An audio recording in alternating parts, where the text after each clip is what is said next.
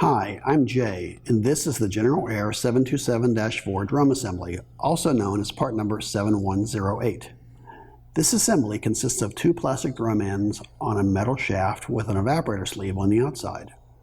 On one side of the drum, the metal shaft has two tabs sticking out. This end goes into the motor, while the other side rests on the opposite side of the humidifier. The assembly sits in a water pan slowly spinning and picking up water, which is turned into humidity as the hot air from the furnace passes through it.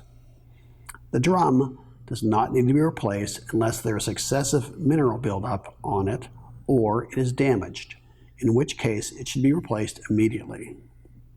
It can be cleaned with mild soap and water, while the evaporator sleeve should be replaced annually. Thanks for watching. For additional help or questions, feel free to contact us.